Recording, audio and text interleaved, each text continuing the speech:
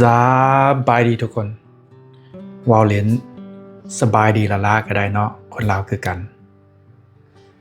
ในบทเรียนนี้เราจะมี5คำศัพท์มาอธิบายในการใช้และการออกเสียงให้ถูกต้อง Let's get started คำศัพท์ที่1 serious ใครออกเสียงแล้วนี่ยกมือขึ้นเดี๋ยวนี้สารภาพเลยผิดแล้วต้องออก serious สระเอีย2เถื่อเด้อ sia กับ ria หันลิ้น ria serious แปลว่าจริงจังเอาแบบแท้แบบจริงจัง Are you serious ว่าแท้วะ Of course I'm serious ใครว่าแท้อีหลี Take it seriously เอาแบบจริงจังแม่เอาแท้แม่อย่าหลิ่นอย่าอ้อแอแม่ Take it seriously คลิปเบิ่งคลิปนี้เด้อโอ้พากันเบิ่งคลิปนี้ม่วนหลายไผว่าแนวนี้สารภาพมันขาดเสียงละลอลิงละคละคลิปแปลว่าตัดด้วยมีดตัดยกตัวอย่าง clip with scissors ตัดด้วยมีดตัด cut with scissors ตัดด้วยมีดตัด cut with a knife ตัดด้วยมีด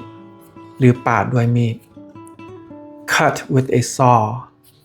ตัดด้วยเลื่อยไม้แล้ววันนี้วิดีโอคลิปแปลว่าภาพที่ได้ตัดต่อมาเป็นตอนสั้นๆมีคำศัพท์หนึ่งที่คล้ายๆกับคำศัพท์นี้แม่น clipping หมายความว่าสิ่งใดสิ่งหนึ่งที่ตัดเป็นตอนน้อยๆย่อยๆยกตัวอย่าง grass clipping แม่นหญ้าที่ตัดแล้ว hair clipping แม่นผมที่ตัดแล้วคำต่อมาซูชิซาซิมิอันนี้เป็นอาหารญี่ปุ่นเนาะไผออกเสียงแนวนี้สารภาพต้องเป็นซูชิหรือซาชิมิต้องออกเสียงยุ่มปากแล้วก็ปล่อยลมผ่านแขวซูชิและซาชิมิซูชิซาชิมิคำต่อมาเมนูเสียงนี้ก็บ่ถูกต้องควรออกเมนูอยู่ในภาษาลาวเฮามีเสียงนี้เป๊ะเลยสระเอมอไมกันนอเมนยูยอสระอูเมนูวันนี้เฮาเว้าถึงความหมายและการใช้เมนูแปลว่ารายการอาหารรวมๆกันหมดเลยสมมุติเฮาเข้าร้านอาหารแล้วนักเสิร์ฟมาถามเฮาว่าจะต้องการสั่งหยัง What would you like to order เฮาจะตอบว่า What's on the menu อยู่ในรายการอาหารเจ้ามีหยังแดยกตัวอย่าง Do you have a kids menu เจ้ามีรายการอาหารสำหรับเด็กบ่ Do you have a vegetarian menu เจ้ามีรายการอาหารเจบ่ Do you have an Italian menu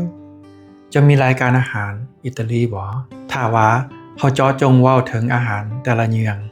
เขาจะบ่เว้าว่าเมนูเขาจะเว้าว่า dish dish แปลว่าจานเขาเฮ็ดอาหารเป็นจานเป็นอย่างยกตัวอย่าง Today I'm cooking a special dish มื้อนี้ข้อยจะเฮ็ดอาหารอย่างใดอย่างหนึ่งที่เป็นพิเศษบัดนี้เขาสามารถจะใส่ dish กับ menu ในประโยคเดียวกันได้ยกตัวอย่าง What dishes are on your menu อยู่ในรายการอาหารเจ้ามีอาหารหยังแดคำสุดท้าย social อันนี้ก็เพี้ยน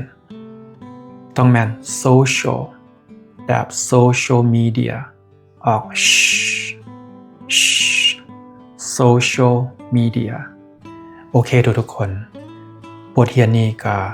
ขอจบลงเท่านี้ก่อนเนาะเพราะว่าแบตเตอรี่หรือถ่านของโทรศัพท์ก็เหลือแต่ 10% บัดนี้แบตเตอรี่ของพิธีกรนี้ก็เหลือแต่ประมาณ 1% ก็เลยได้จบลงเท่านี้ก่อนเจอกันเทื่อหน้า Take care